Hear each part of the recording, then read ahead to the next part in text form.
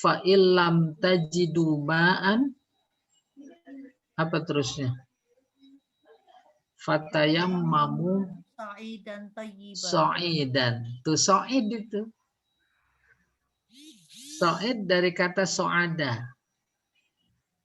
So'ada artinya naik, membumbung. Maka lift bahasa Arabnya mis'ad. Ainal mis'ad. Isim alat. Alat naik. Itu dari kata so'ada.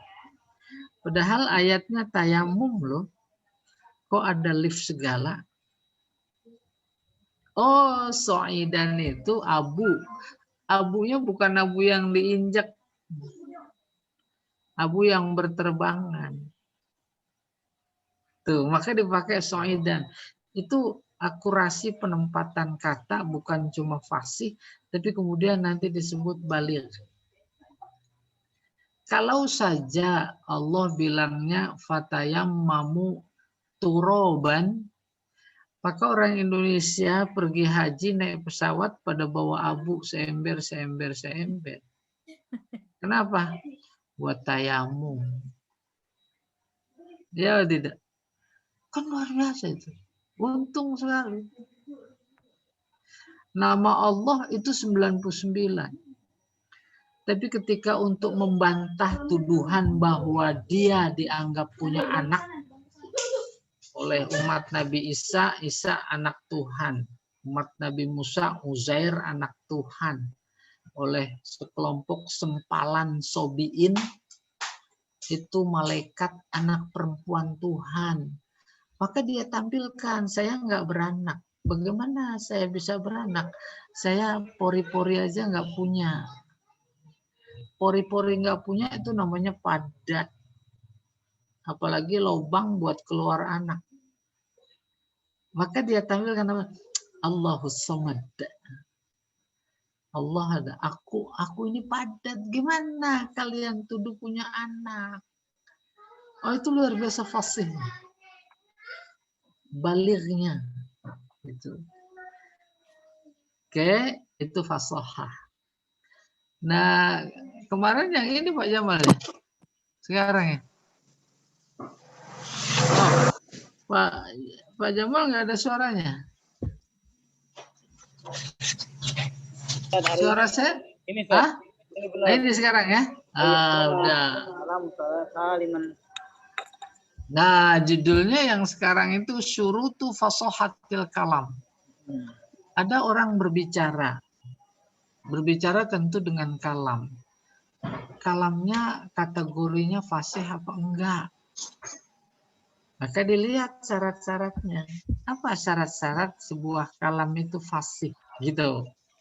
Pertama, ayyakunal kalam saliman min tanafuril kalimat. Syarat pertama kalam itu fasih, yaitu dia selamat ya dari apa yang namanya tanafurul kalimat. Tanafurul sering lari. Kalimat maksudnya makhraj kalimat ini sama kalimat ini susah disebutin, berdekatan makhrajnya. Itu namanya tanafurul kalimat. Kalau fasohatul kalimat sebelumnya ada tanafur juga, namanya tanafur huruf. Antara makhraj satu huruf dengan huruf lainnya berdekatan. Membuat susah, itu namanya tanafur huruf. Kesulitan di sini pada tanafurnya bukan pada huruf, tapi pada kalimat. Oke, insya Allah nanti diberi contoh. Itu dia tanafur. Apa itu? Tanafur kalimah huwa wasfun fil kalam. Tanafur kalimah adalah keadaan suatu kalam yujibu siqalahu ala lisan, yang berat diucapkan oleh lidah. Wa usran nutki, sulit diucapkan. Kakaulihi nih. Fi raf'i. Habis i'ar, itu susah. Fi raf'i arsyis syar'i misluka yashra'. Walaisa kurba qabri harbin qabru. Oh, itu susah. Susah mengucapkannya karena makhraj satu kalimat dengan makhraj kalimat lain karena bersinggungan, berdekatan, sehingga susah. Dan adanya pada kalimat bukan huruf, maka disebut tanafurul kalimah. Ini disebut kalam tidak fasih. Tidak fasih. Saya ulangi. Fi raf'i arsyis syar'i misluka yasra. Walaysa qurba qabri harbin qabru. Karimun mata amdahu wal warok. Wa idza ma lumtuhu wahdi. Nah, jangan diartiin. Ini tak diketahui ini yang ngomongnya. Di mana buku-buku balaghah yang klasik cerita tentang tanafur kalimat, ini dia contohnya. Fi raf'i arsyis syar'i misluka yasra. Dalam meninggikan aras, puncak aras tinggian syar'i, syariat, misluka yasra, seperti engkau memulai.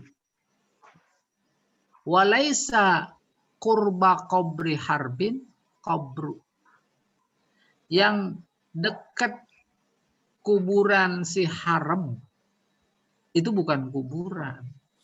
Nah, nggak diketahui apa maksudnya, ya. Tetapi bahwa ini sebagai contoh tanafur kalimat pas. Iya. Karimun, dia seorang yang mulia. Mata amdahu wal waro. Jika engkau puji dia, berarti engkau memuji dia bersama orang lain. Wa idza ma lumtuhu wahdi. Tapi ketika aku hina dia, maka aku hina cuma sendiri. Tuh, nggak tahu latar belakangnya apa ya. Oke, saya teruskan. Kanatil kalimat al-maujudah, kata-kata yang terdapat fi hazainil baitain, pada dua bait ini, idza akhazna wahidan, kalau diucapkan satu-satu, lama yata'assarul lisan ala nutqihi, tidak sulit bagi lidah untuk mengucapkannya kalau satu-satu. Walakinna idza qara'naha qira'atan mutawasilah, akan tetapi kalau kita baca semuanya secara bersambung, ahsasna bisu'ubah, kita merasakan sulit. Bihaisu la yatahayya ulana tikraruha salasa marratin mutawaliyat, di mana kita tidak siap mengulangnya 3 kali berturut-turut. Siapa mau coba? Nggak usah 3 kali, 1 kali saja. Fi raf'i arsyis syar'i misluka yasra. Walaysa qurba qabri harbin qabru. Karimun mata amdahu wal wara. Wa idza ma lumtuhu wahdi. Kalau contoh bahasa Indonesia, kayak model kita suka ngajarin anak membiasakan bisa menyebut R. Tuh. Ada ular melingkar di pagar Kurang lebih kayak begitu. Susah diucapkan karena ada tanafurul kalimat. Iya. Ada tanya sampai sini? Nggak ada. Terus Pak Jamal. Ntar juga banyak yang nanya. Oke. Tuh. Baru yang kedua nih. Sebuah kalam itu dianggap fasih. Ayyakuna saliman min du'fit ta'lif. Du'fit ta'lif. Kalam itu dikatakan fasih kalau selamat dari du'fit ta'lif. Itu istilah teknis. Du'fi artinya lemah. Ta'lif susunan. Susunan paham insya Allah ya. Fi'il, fa'il, maf'ul. Ada jar majrur, ada zaraf majrur. Itu susunan namanya. Tuh. Nah kalau itu tak sesuai maka lemah. Ini dijelaskan. Du'fut ta'lif huwa kaunul kalam. Bayarannya udah sama sekali. Ghairu jarin alal qanunin nahwiyil masyhur. Sebuah taklif dianggap dhaif, maka namanya du'fut taklif adalah keadaan suatu kalam yang tidak berjalan sesuai undang-undang nahwu masyhur yang diakui. Apa itu? Contohnya kal idmar qabla zikri labzon warutbatan. Idmar seperti menyembunyikan domir. Agak susah dipaham seperti domir. Ya, menaruh domir qabla zikri. Sebelum disebut. Labzon maksudnya marjaknya. Seperti kata-katanya ini. Ini contoh. Warutbatan, urutan rutbatan. Walau anna majdan akhlada dahra wahidan minan nasi abqa majdahud dahru mut'ima. Mana domir? Majdahu. Hu-nya tuh. Itu yang dimaksud idmar, menyebut domir. Setiap domir dalam nahu ada marja. Tempat kembali. Dia kembalinya ke depan. Kalau kembalinya ke depan ya yang duluan itu depan. Itu masih sesuai dengan kaidah nahwu. Tapi kembalinya ke belakang. Nah itu nggak sesuai. Nah yang begitu namanya du'fut ta'lif. Kalau kalam ada du'fut ta'lif, maka kalam itu tidak fasih. Kalau kalam ada tanafurul kalimat, maka kalam itu tidak fasih. Itu nomor 1. Nih lihat. Saya ulangi baca. Walau anna majdan akhlada dahra wahidan minan nasi. Sekiranya kemuliaan itu bisa mengekalkan dahra umur zaman seorang manusia. Paham? Si A mulia, oh dia mau panjangan umurnya. Si B hina pendek. Maka di sini seandainya kemuliaan itu bisa mengekalkan umur seseorang, abqa majdahud dahru mut'ima. Maka dahru itu fa'il. Si dahru akan mengekalkannya.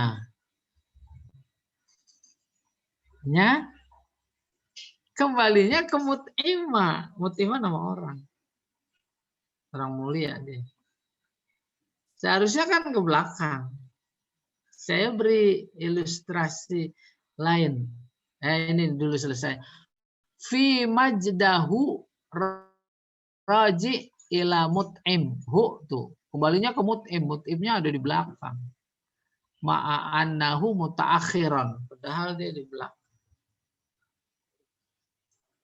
Fal baitu ghairu fasih. Maka bait ini tidak fasih. Paham sampai ini?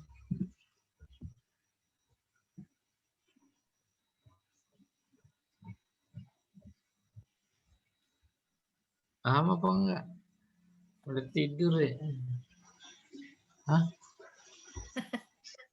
Hah? Pahamnya itu ya paling tidak gini Ustaz. Kalau misalnya kalimat itu tidak sesuai dengan nahwu itu emang dianggapnya lemah gitu. Nah, bukan itu maksudnya. Itu mah udah nggak bukan. masalah, itu mah udah kebiasaan LBIK dah. Iya. Itu bukan itu Ustaz. Bukan begitu. Oke, kalau gitu Iya. bagaimana? Itu mah bukan cuma lemah, emang salah. Salah. Oh, Tradisi. Ayo. Beda itu. Jadi kita memahami du'fu ta'lif. Apa contohnya? Kembalinya domir itu ke belakang, bukan ke depan. Kuncinya yang penting nih ya, Iya. depan sama belakang dulu yang dimaksud. Saya sebutkan alif, ba, ta, sa, mim, ha, kho.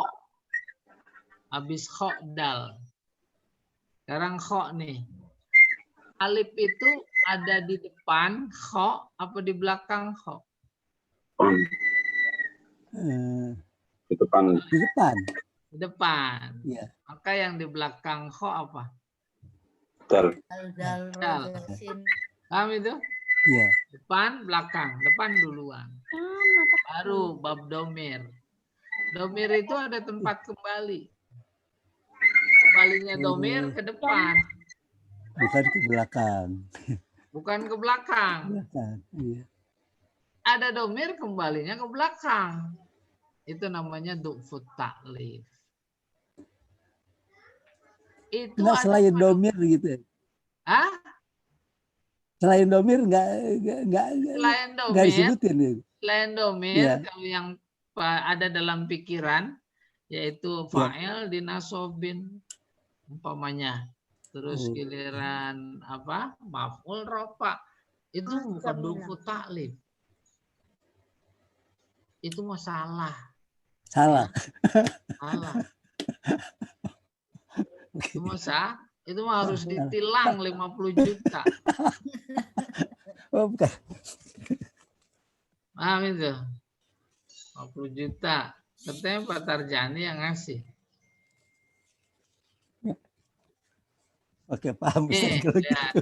Baru Jadi pada sebetulnya contoh konkret. Nama Ah. sorofnya sih betul Ustaz ya kan sebetulnya. Heeh. Nah ini enggak kategori salah, Iya. cuma lemah. Kenapa terjadi begini? Karena kepentingan syair biasanya. Oh. Gitu. Nah walaupun Dan itu dalam Quran syair, tidak. ah, Iya. Dalam Di Quran Al-Quran. tidak ada yang seperti itu Ustaz ya. dalam kasus lain, dalam kasus lain ada. Sehingga masuk kategori nahu yang syaz. Syaz itu artinya jarang. Umpamanya begini. Fa'ilnya jamak, maka fa'il tetap mufrad. Paham? Ja'at tolibu. Betul. Kalau at-tulab tetap ja'ah. Tapi di Al-Quran, kalau at-tulab bukan ja'ah aja. Ja'u at-tulab. Tuh itu namanya syaz. Ya. Wa asarrun najwal ladzina. Itu apa terusannya? Saya lupa. Asaru. Padahal fa'ilnya al-ladzina. Itu tetap pakai waw. Kasuistik. Itu namanya bukan nahu. Tetapi masail nahwiyah. Masalah-masalah nahu. Nah, kita kembali ke sini. Saya beri ilustrasi lain. Al-ustaz baituhu ba'id. Mana domir? Hu. Hu. Ke Ustad. Iya, kembali ke Ustadz. Iya. Adanya di Ustadz. depan. Cuma Kembali standar. ke Ustadz. Betul. Depan. Ya. Baituhu Ustadz ba'id. Hu kemana kembali? Ke Ustadz juga. Baik. Tuh Ustadz, adanya di belakang. Nah kayak begitu yang dijelaskan. Maksudnya dufuta. Nah kalau di bahasa kita, bahasa Jawa kali ini, emang begitu.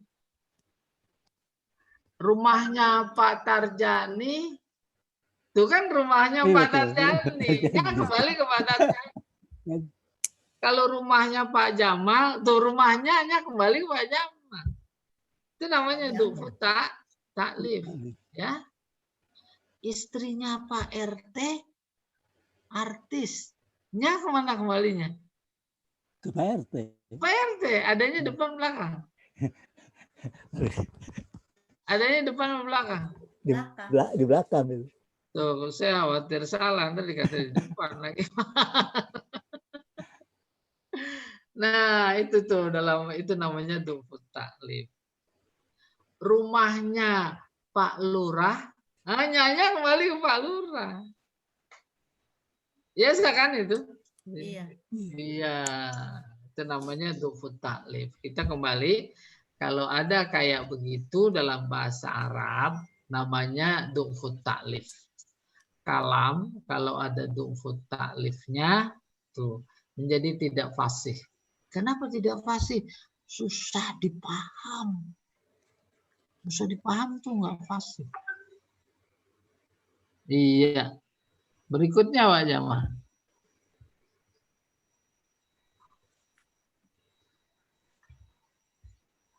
Oke.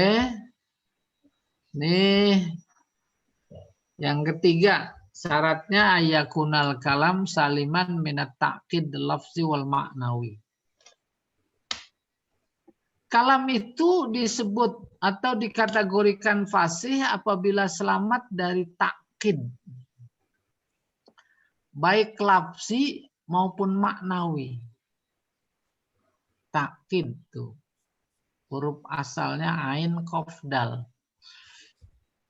Maka sama dengan akidah. Akidah itu ruwet. Nah, karena satu sama lain saling mengikat. Barat benang kusut. Itu ruwet takkid.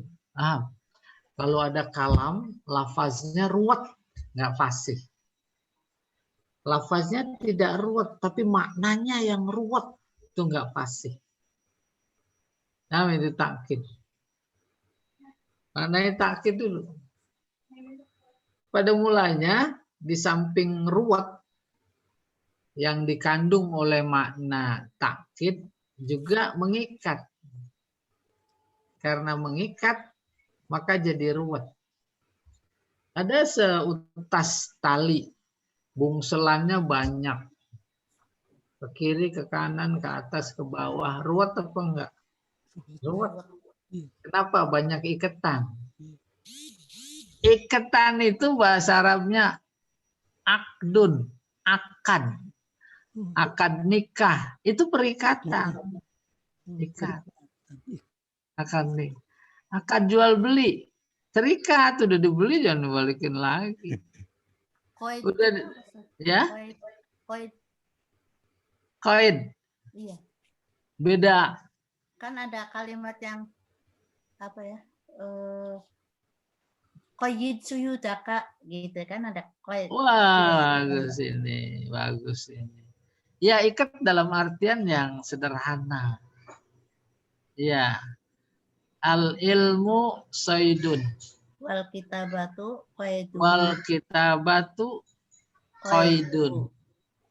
Qayyid Qayyid suyudaka bil hibalil wasik. Ngikat juga. Tapi beda dengan ngikat ini. Akad nikah ngikat. Itu yang ngikat Allah loh. Kalau burung buruan itu yang ngikat kita. Kalau akad nikah, ikatan, siapa yang ikat? Allah. Mana ada ikatan yang lebih kuat dari ikatan Allah. Oleh karena itu, kalau terus ditelusuri lewat pendekatan itu, cerai itu jadi haram. Maka menjadi luar biasa gegabah memaknai abghadul halal indallah at-tolak. Talak itu halal.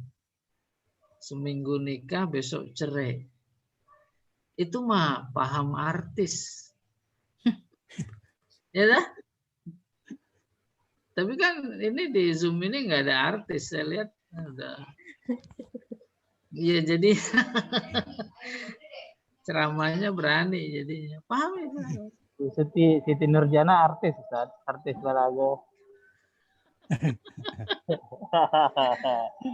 Ada sih, cuma mantan udah.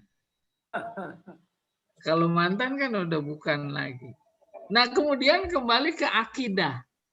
Akidah itu ikatan kuat luar biasa antara seorang hamba dengan Allah. Talinya apa? La ilaha illallah. Itu diikat kuat sekali, nggak bisa dia lepas, nggak bisa sampai mati. Sejatuhnya, kemudian pindah, bukan itu luar biasa. Gegabah sekali. Boleh jadi yang ngikat itu membuka sepihak, marah nggak yang ngikat? Marah. Seenaknya aja buka ikatan aku dengan karena uang, dengan karena perempuan, karena jabatan, umpamanya. Bayangkan marahnya yang ikat. Yang ikat Allah. Oke. Pada saat yang sama akidah adalah ikatan, dia juga luar biasa ruwetnya. Udah pernah belum kebayang ruwetnya akidah? Hah? Wah, pada diam aja. Saya tidur. Lagi mikir, Pak Ustadz. Wah. Iya, Mikir itu yang hubungannya belum dengan paham tolak berat nih, itu Ustaz. makanya dihalalkan tapi kena marah. Itu ada hadis yang mengatakan perempuan kalau tanpa alasan tepat minta cerai itu katanya dijamin neraka. Dijamin masuk neraka. jamin. Masuk neraka. Perempuan yang minta cerai tanpa alasan tepat. Lah kalau suami yang nyerain, dijamin neraka juga enggak? Kalau suami itu kan ya itu Harus kena sih. marah. Kalau nggak sesuai dengan ininya apa sih? Nah ini mah sekalian belajar balaghah aja ya. Iya. Iya, nggak apa-apa. Balaghah kan aspek kedalaman maknanya. Yang makna standar cerai itu halal karena hadisnya begitu. Abghadul halal. Halal yang paling dimurkai. Halal tapi dimurkai. Dari situ saja udah punya indikasi makna haram. Jadi halal dulu apa akidah dulu? Nikah dulu apa akidah dulu? Soalnya dua-duanya ruwet ini. Tetapi pada saat yang sama dua-duanya penting dalam artian bahasa. Akidah punya arti ruwet ini dulu. Ini lihat. Di satu sisi mengikat, di sisi lain ruwet begini. Objek berpikir manusia yang sering diperintahkan dalam Al-Quran lewat sindiran afala ta'qilun, itu nyuruh afala tatadabbarun, afala tatafakkarun, itu nyuruh mikir. Seperti dulu pernah disinggung tentang la'alla, mikir dong, mikir. Apa yang dipikirkan? Objek berpikir kalau mau berubah, ya ada perubahan itu cuma 3. Cuma 3. Yang pertama berpikir tentang alam semesta. Bahasa Arabnya kaun. Yang kedua, tentang manusia. Sebab jin, setan, malaikat bukan objek berpikir. Manusia pikirin dirinya sendiri. Yang ketiga, tentang hidup. Cuma itu 3 objek berpikir. Maka kita fokus satu. Kita berpikir tentang hidup. Tentang hidup. Bagaimana berpikirnya? Yaitu dengan bertanya. Dari mana? Apaan itu hidup? Hidup dunia yang sekarang sedang dialami. Dari mana kehidupan dunia? Siapa yang memberikan kehidupan dunia? Itu berpikir tentang hidup. Apa ada kehidupan sebelum kehidupan dunia? Apa ada kehidupan setelah kehidupan dunia? Apa ada hubungannya antara kehidupan dunia dengan kehidupan sebelum kehidupan dunia? Apa ada hubungannya antara kehidupan dunia dengan kehidupan setelah kehidupan dunia? Apa ada hubungan sebelum kehidupan dunia dengan setelah kehidupan dunia? Ruwet apa enggak? Siapa bisa? Nah, itu namanya Uqdah. Tak ada yang mampu membuka keruwetan tali yang kusut itu kecuali satu. Apa itu? Akidah. Pecah semua itu. Dengan kunci namanya akidah. Apa isi akidah? Di luar segala keruwetan yang ada zat yang namanya Allah. Yang memiliki semua kehidupan. Bahkan memberikan kehidupan. Baik kehidupan sebelum dunia, maupun kehidupan dunia, maupun setelah kehidupan dunia. Selesai. Itu hubungannya.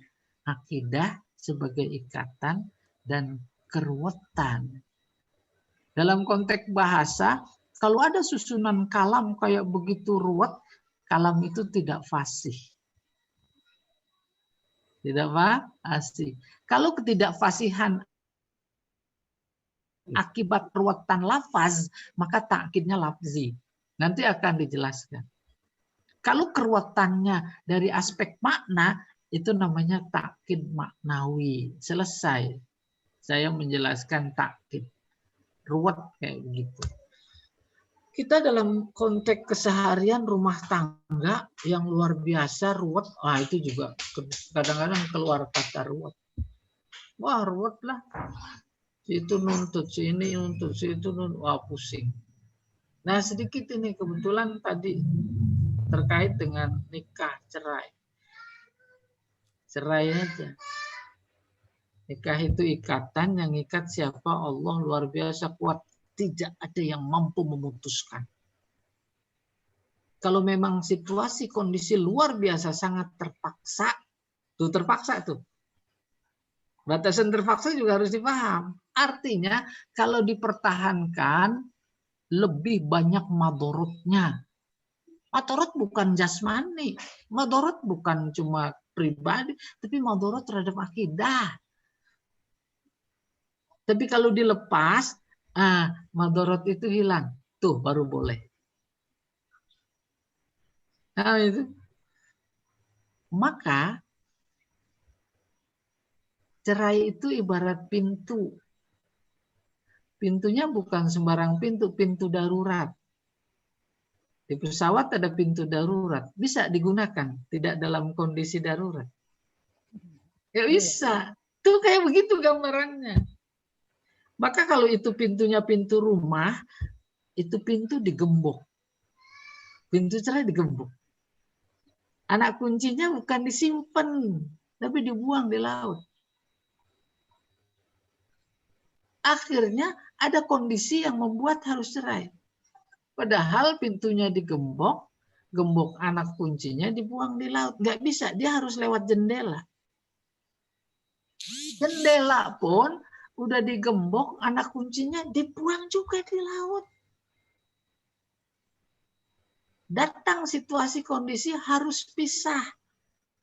pintu digembok, jendela digembok, maka dia harus naik ke genteng. Nah, kalau harus naik ke genteng, itu dia batasan terpaksa, darurat. Halal, halal. Tetapi yang halal kayak begitu pun itu dimurkai oleh Allah. Itu dia sampai kepada paham abghadul halal indallahi at-talaq. Itu kan bahasa halus dari haram. Pertahankan, coba dua belah pihak itu sama menghayati, itu adalah ikatan Allah. Tidak mungkin dia tidak sesuai memberikan pasangan. Itu kan dalam hal. Yang bersangkutan menilainya, saya udah nggak cocok sama dia. Itu makan nafsu itu. Ya betul tidak? Nggak mungkin sama-sama ciptaan Allah nggak cocok. Udah selesai, ngapain ke situ-situ? Nih kembali ke sini.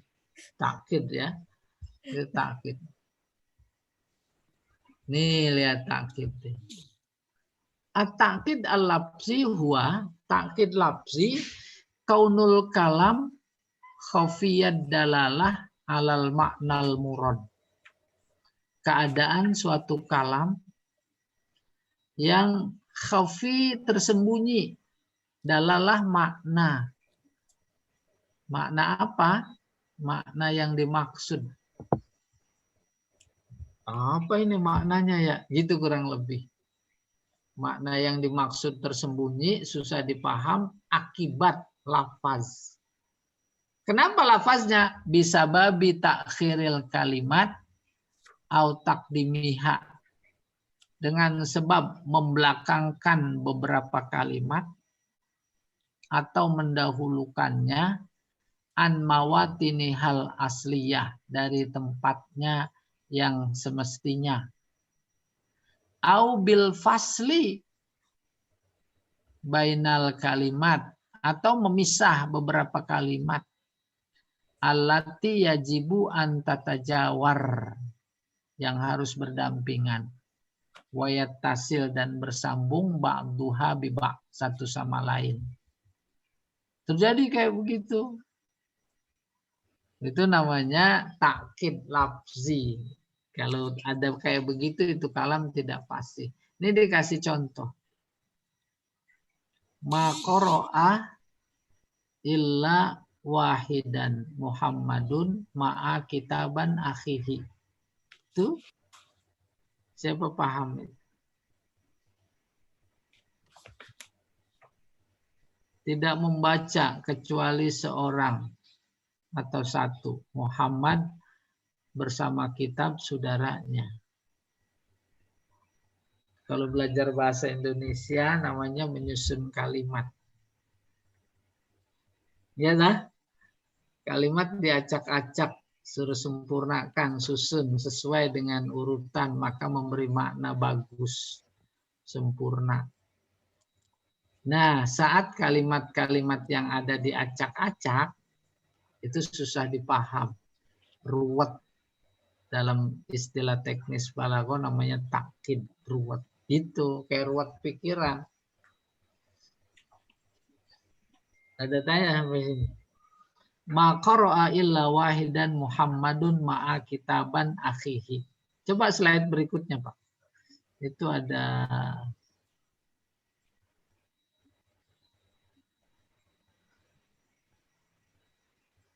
oh, enggak ada. Kembali, Pak, yang sebelumnya.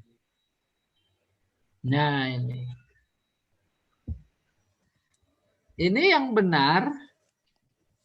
Ma qara'a Muhammadun ma'a akhihi illa kitaban wahidan. Tuh gitu.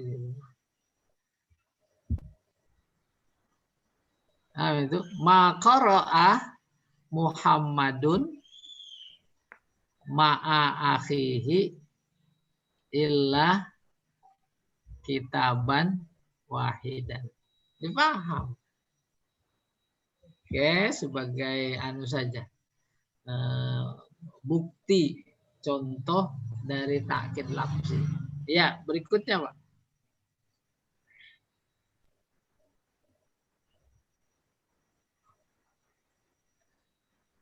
Apa itu takkid maknawi? Takkid maknawi huwa kaunul kalam khafiyad dalalah alal maknal murad.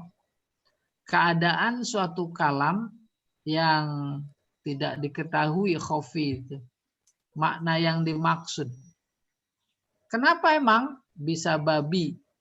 Dengan sebab istiqmalil majazat. Dengan sebab menggunakan majaz. Awil kinayat atau kinayah. Allati la yufhamul murad yang tak dipaham maksudnya. Kita belajar majaz. Majaz semakin tinggi semakin indah. Majaz semakin tinggi semakin indah. Itu yang standar, yang umum. Itu mah tetap indah. Tapi ada majaz digunakan yang tidak standar. Nggak berlaku umum. Itu yang masuk kategori takkid maknawi. Kita lihat ini. Nasaral maliku al-sinatahu. Raja menebarkan al-sinah. Itu artinya lidah. Dari kata lisan. Ini nggak umum. Jadi orang, apaan maksudnya? Padahal maksudnya mata-mata. Andai kata saja kalimatnya berbunyi nasarol maliku uyunahu, uyun mata, mata-mata. Itu kan majaz itu. Kita juga budaya kita begitu mata-mata. Bukan matanya yang disebar, tapi orang-orangnya itu majaz. Dan ketika mata-mata itu diarabkan menjadi uyun, majaz itu mudah dipaham. Yang dipakai di sini lidah. Tuh, ini namanya takkid maknawi, tidak fasih. Ya. Saya belum ketemu tuh bandingan dalam budaya Indonesia. Ya. Pokoknya kaki tangan. Kaki tangan itu udah dipahami itu. Umum itu. Dia kaki tangan. Dia tangan kanannya. Nggak ada tangan kiri. Ya dah? Iya. Nggak ada tangan kiri. Kemudian dijumpai. Oh, kalau dia mau tangan kirinya presiden. Nah, itu jadi ruwet. Ruwet maknanya gitu. Namanya takkid, maka itu tidak fasih. Iya. Mata keranjang. Itu dipaham apa enggak? Paham, umum. Umum itu. Tapi kalau udah disebut mata apa gitu.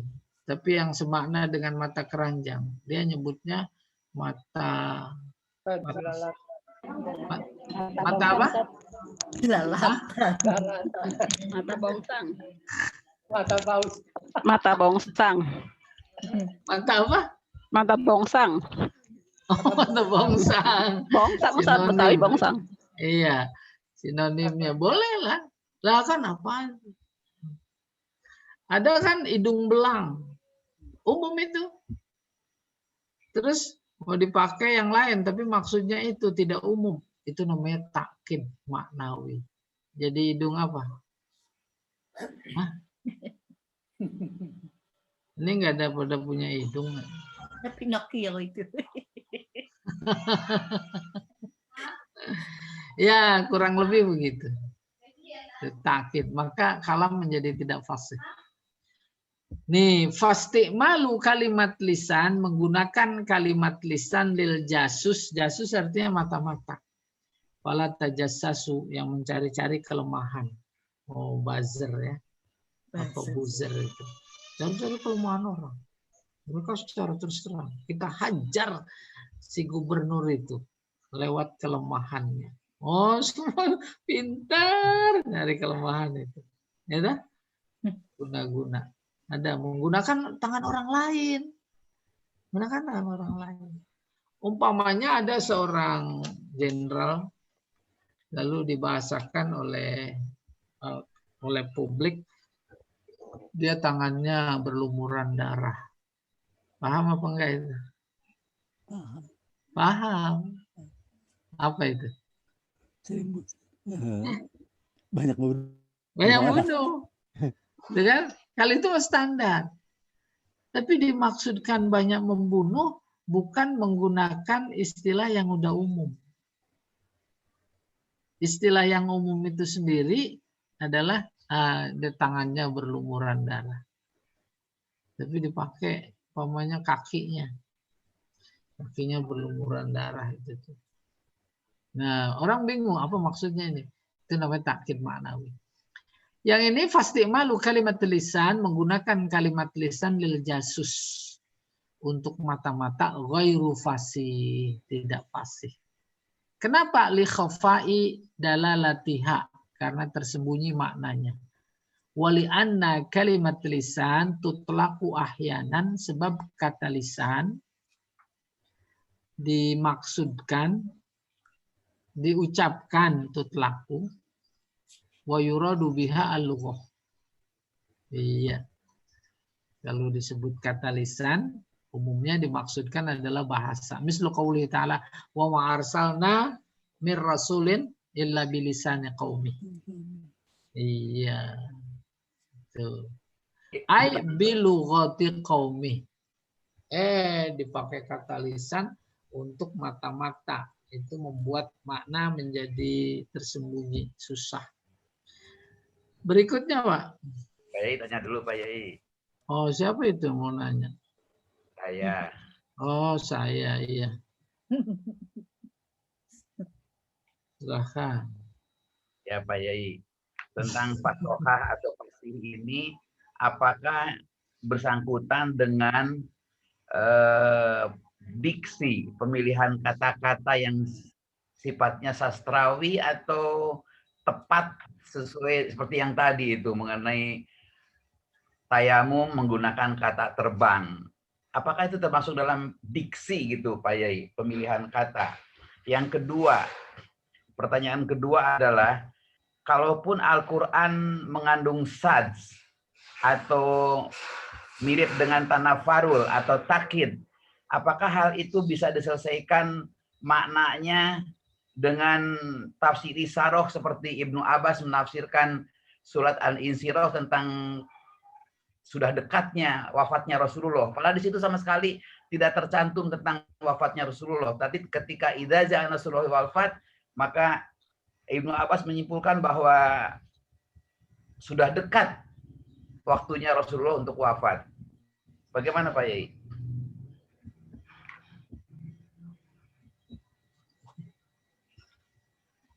Mana yang nanya nggak kelihatan.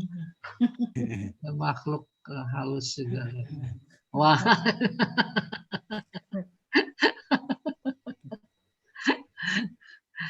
Coba lihat kakinya udah sembuh. Belum. Kakinya tuh diangkat ke atas. Enggak bisa. Ah? Enggak bisa.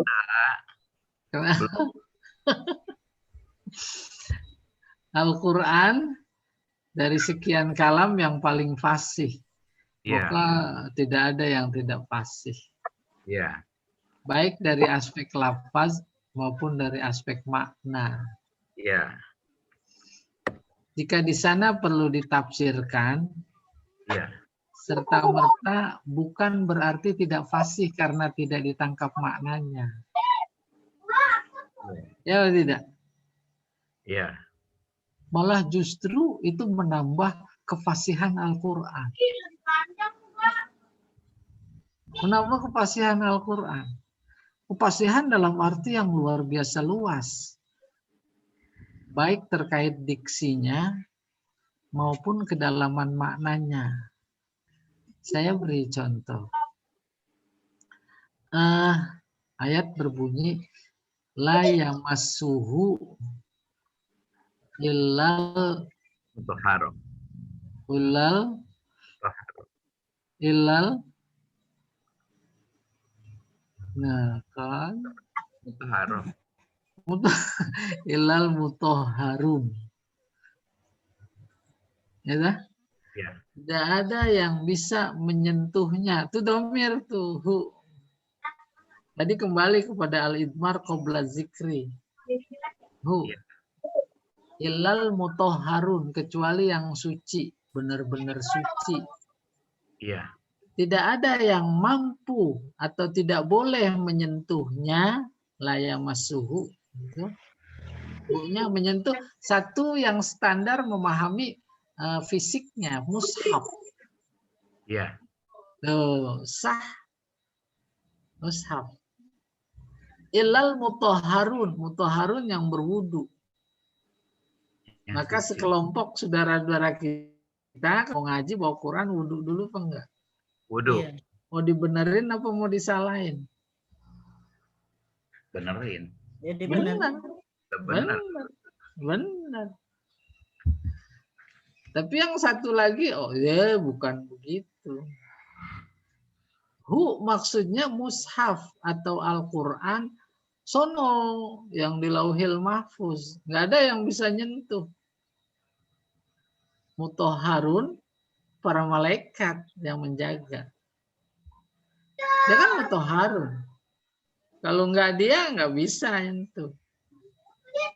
Oke? Tuh, tingkat tinggi. Nah, yang menarik lagi, la yamassuhu, tidak ada yang bisa menyentuh kedalaman maknanya. Makna Al-Quran.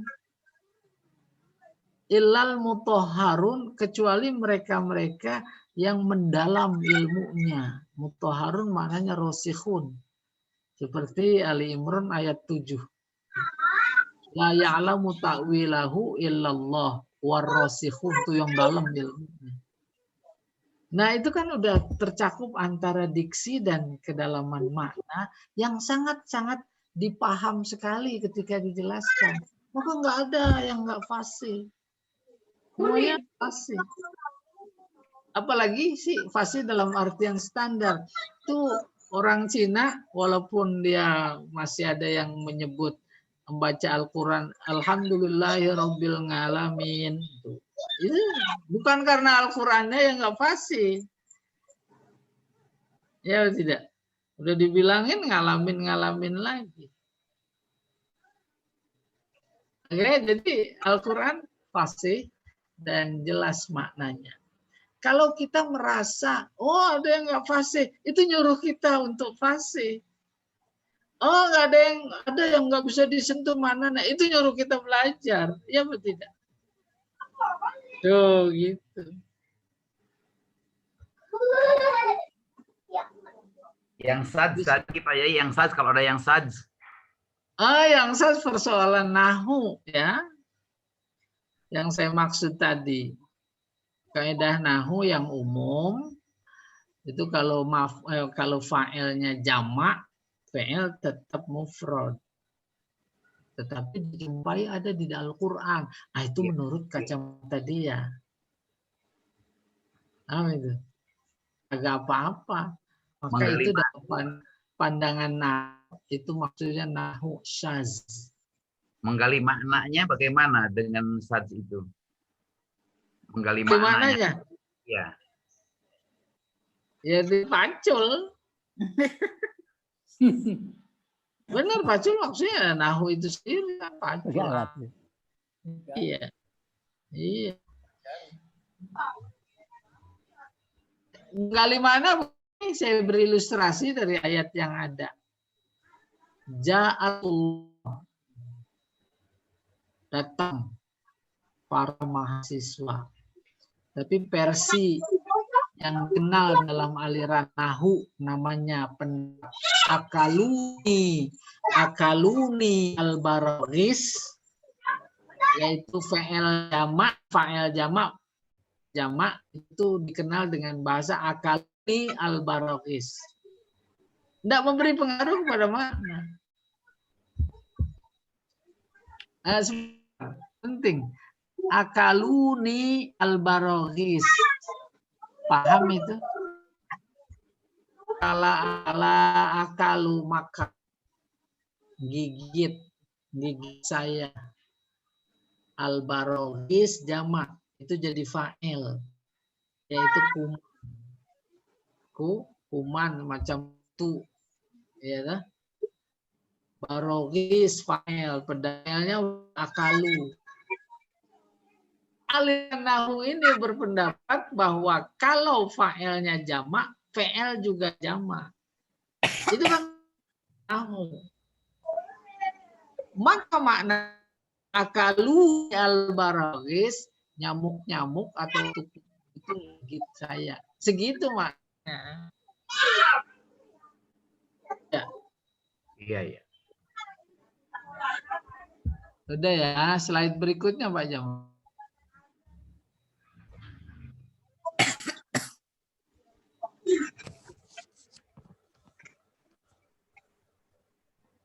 Nah, baru kita nih. Akhir yaitu si mutakalim. Kapan seorang mutakalim dianggap fasih? Ada penceramah banyak di Indonesia. Ada yang dipaham bagus, yang tidak. Namanya kalangan perguruan tinggi dalam diskusi itu nggak bisa kalamnya dipakai di tingkat RW, terus bisa. Banyak yang tidak dipaham. Maka ketika kamu yang menggunakan di dalam diskusi, seminar segala macam, terus di dalam rapat RT RW, kan nggak dipaham. Dia pada sisi itu tidak pasti. Seharusnya dia harus menyesuaikan. Kurang lebih ketika membaca fasohatul mutakalim itu fasih. Baru dijelaskan. Fasohatul mutakalimi ya. Seorang mutakalim itu dianggap fasih apabila dia memiliki malakah. Saya ulangi. Kefasihan seorang mutakalim adalah malakatun yaqtadiru biha alat ta'bir anil maksud itu dulu. Malakah artinya kemampuan. Kemampuan seseorang yang dengan kemampuan itu dia bisa mengungkapkan maksud. Maka fasih itu. Dimaksud adalah maksud yang dipaham oleh orang kedua. Kalau nggak dipaham oleh lawan bicara, bagaimana dia bisa dibilang fasih? Nah, itu yang harus dipegang. Bagaimana sebuah ungkapan dianggap bisa menyampaikan maksud apabila dia menggunakan kalimat tuh bi kalimatin fasihah. Dia kemukakan maksudnya itu menggunakan kata-kata yang fasih. Fasih jelas bukan dalam ucapan saja, tapi maknanya juga dipaham. Wa bi kalamin fasih. Dengan kalam yang fasih. Terpenuhi syarat tadi, fasohatul kalimah, fasohatul kalam. Fi ayyi ghardin kana. Dalam tujuan apapun. Si A petugas pemerintah mau memberikan penyuluhan tentang budidaya ikan lele. Nah, dia bicaralah di depan halayak. Pembicaraannya dipaham dari A sampai Z. Maka dia mutakalim fasih. Kenapa? Karena menggunakan kata-kata yang fasih dan kalamnya fasih, maka si mutakalim fasih. Semua maksudnya ditangkap. Pas terus dia tanya, Bapak Ibu ada yang tanya apa enggak? Udah jelas semua. Kayak model ini kalau saya suruh nanya kan pada diem tuh berarti jelas. Paham itu? Lah si ibu salah sendiri.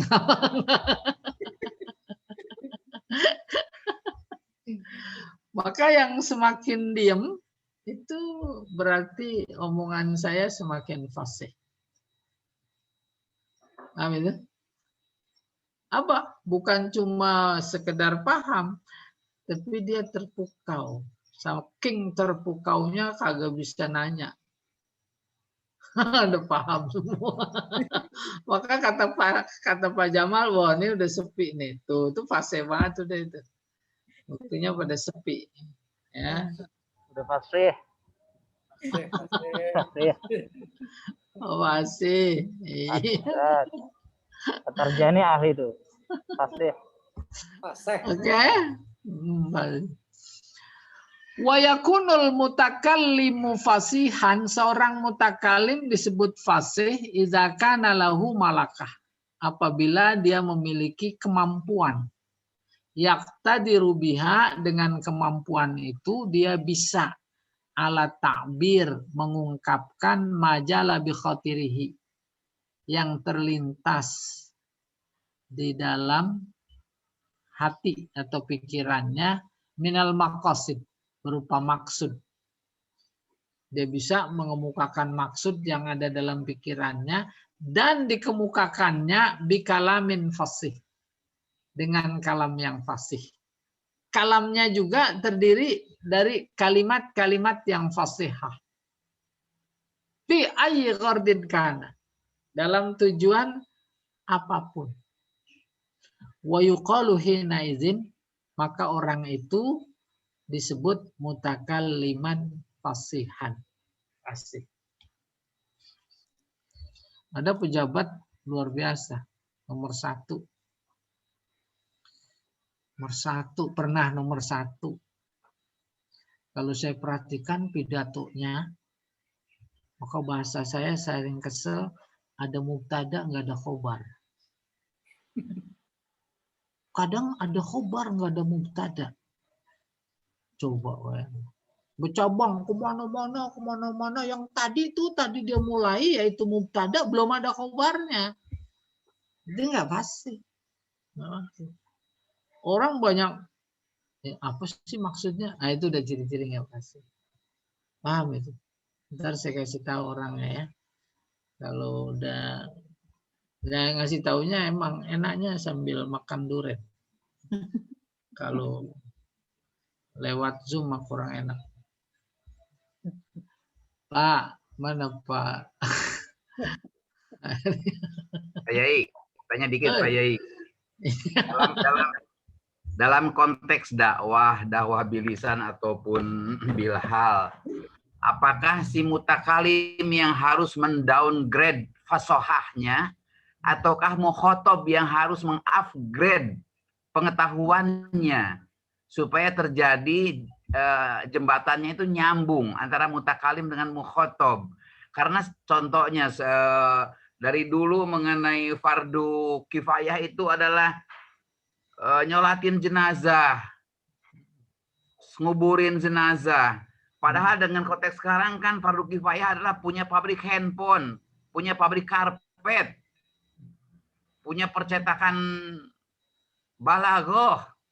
Dalam konteks sekarang kan harus di-upgrade juga itu mukhotob. Kalau enggak, contoh-contoh 300 tahun yang lalu, contoh fikih yang sudah tidak relevan dengan zaman sekarang.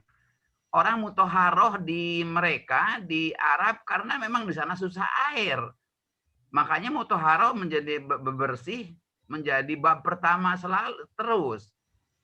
Di kita yang banyak air barangkali babnya bukan bab bersuci barangkali. Babnya bab dagang yang harus dikedepankan. Bab pendidikan politik umpamanya yang kita terlalu banyak mengalah. Jadi menurut apakah harus si mukhotobnya yang mengupgrade diri ataukah si mutakalimnya yang mendowngrade supaya nyambung? Terima kasih. Nih, betulan belajar balaghah.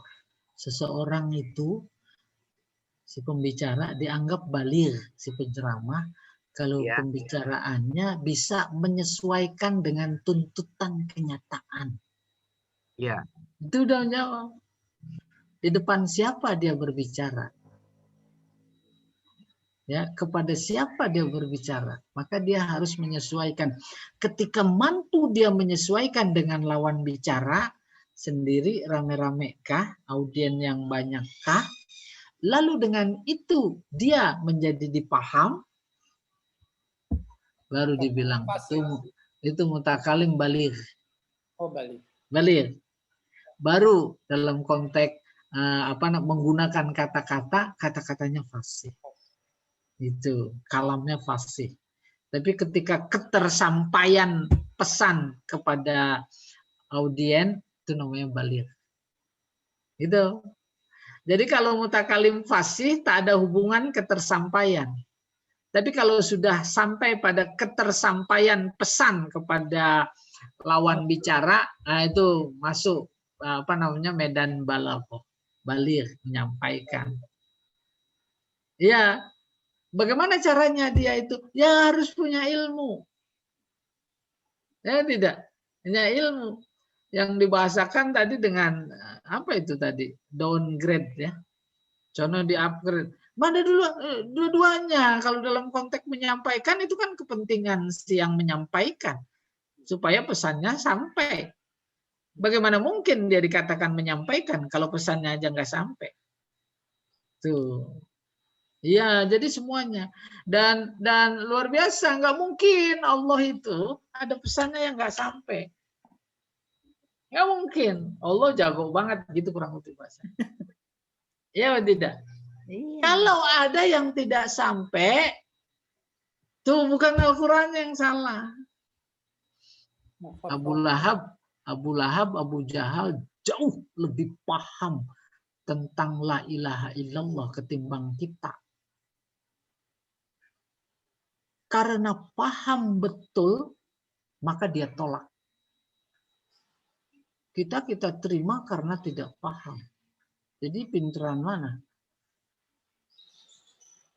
Hah? Kalau pinternya pinter Abu Jahal. Iya, kenapa nggak jadi aja Abu Jahal? Ya enggak, kan Lah, ini udah nyimpang. jadi demikian paham betul. Wah, ini la ilaha illallah kalau saya terima, ini habis gengsi saya, terus wibawa, terus kepemimpinan, bukan cuma dia, saya semua tokoh Arab. Itu karena paham. Oh, ini harus ditolak. So, bukan cuma dalam konteks la ilaha illallah, dalam konteks apa saja, sesuai dengan kepentingan konsep berpikirnya. Oh, ini ketuhanan Maha Esa ini berbahaya, ini mesti ditolak. Paham itu dia, paham yang negatif, karena latar belakangnya oleh cara berpikir, ideologi berpikir. Ya atau tidak? Itu kan bukan mau paham, bukan nggak paham. Ya Allah alam besar. Karena akidah rendah berarti Pak Ustadz ya. Ya? Karena akidah rendah. Oh, iya. Karena akidahnya rendah, maka dia tidak paham. Karena punya ideologi yang lain, yang menutup pahamnya yang lurus. Bagian kekuasaan. Iya, itu ideologi lain. Maka harus, iya. Tentang pemilihan diksi yang kontekstual, apakah termasuk dalam kajian fasohah, Pak Yai? Maksud Benar. saya, ya itu. Iya, benar. Iya. Ya. Jadi sebuah kata dalam situasi, kondisi, dan milieu yang pas itu jadi fasih, tapi pada milieu yang berbeda dia menjadi fasih. Iya, itulah yang dimaksud diksi. Pemilihan kata. Iya. Berikutnya Pak Jamal. Masuk balaghah ya. Syurutul balaghah.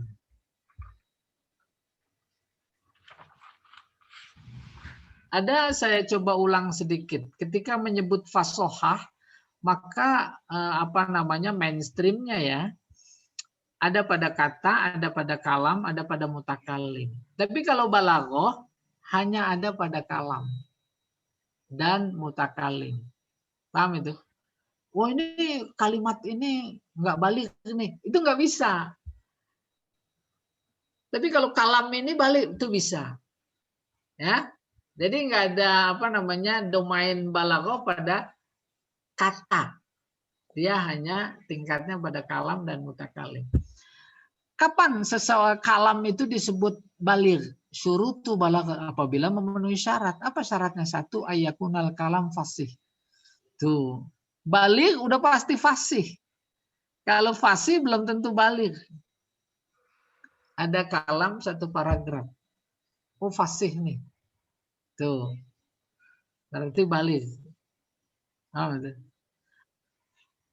Baligh ya. Fasih baligh itu pada kalam. Syarat merupakan syarat baligh. Ayyakunal kalam fasihan. Kalamnya fasih. Kedua, ayyakunal kalam mutabiqan. Nah, ini yang tadi Pak Yahya tanya. Kapan kalam itu baligh?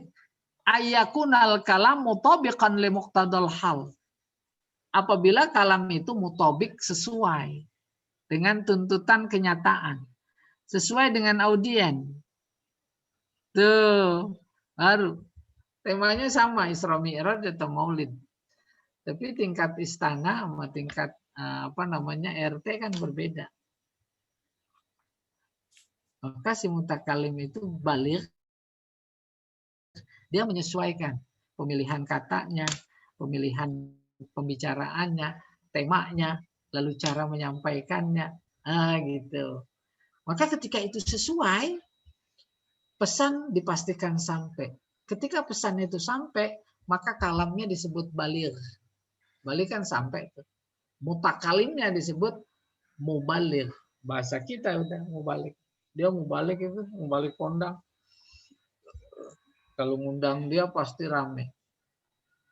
Bukan cuma rame, ada pihak-pihak yang menjadi panik gitu kurang lebih.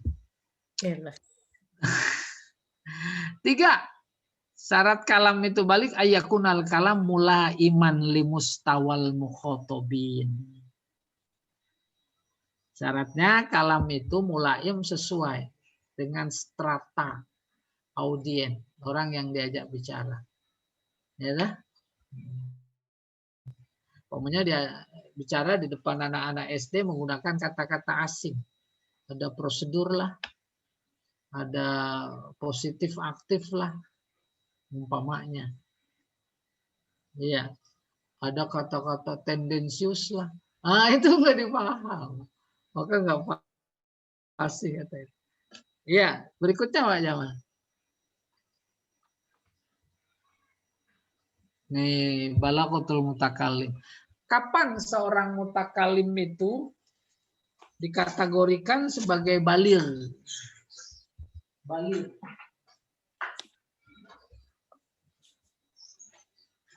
Harus terpenuhi syarat. Ya.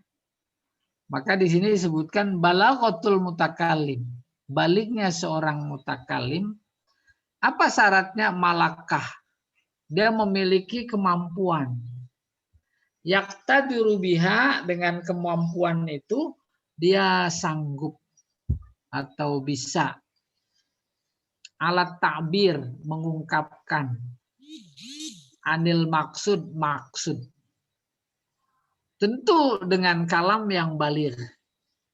Kalam baligh tadi itu syaratnya. Ya. Ma'a fasohatihi. Di samping baligh juga fasih kata-katanya. Fi ayyi ghardin kana, untuk tujuan apa saja. Apalagi dakwah.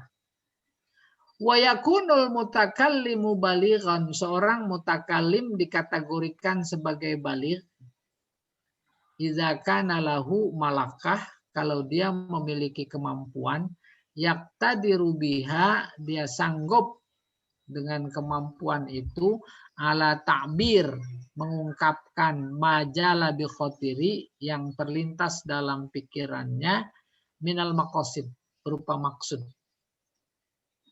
Udah kebayang itu?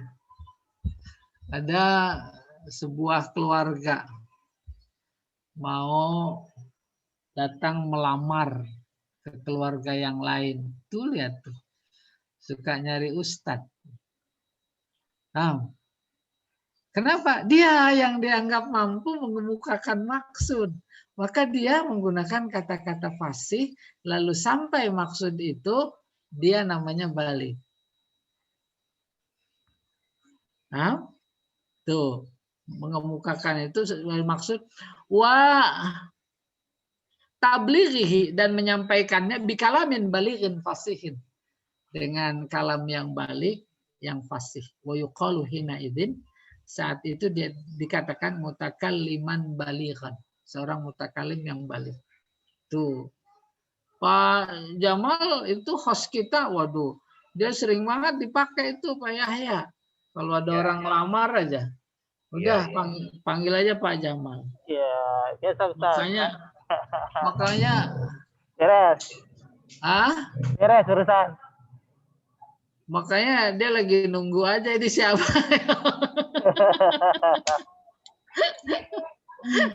Dia nungguin Pak Edi kelamaan, Pak Tarjani nggak mungkin. Iya. Nungguin siapa? Oke, selesai ya? Kayaknya selesai itu. Selesai Ustaz. Finish. Oh iya. Jadi ini yang saya sebutkan sebagai apa namanya? Madkhal, pengantar untuk masuk balaghah. Sebenarnya kalau dulu lagi ngajar ini dulu sebelum masuk bayan atau ma'ani. Tapi ternyata dirasakan ilmunya nggak apa-apa sih, mana aja yang ditulis.